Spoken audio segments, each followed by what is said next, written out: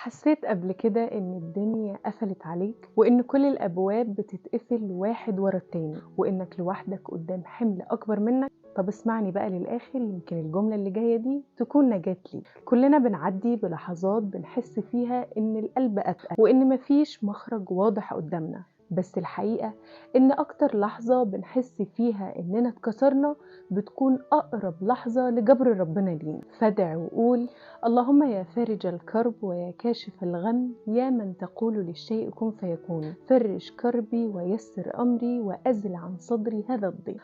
اللهم إن الكرب قد أثقلني وأنت أعلم بحالي، فأخرجني من ضيقي إلى سعتك ومن همي إلى فرجك. اللهم اكشف عني كل غم وأنزل على قلبي سكينة تطمئن بها نفسي، واجعل لي من كل كرب فرجا ومن كل ضيق مخرجا ومن كل بلاء عافية. اللهم آمين آمين.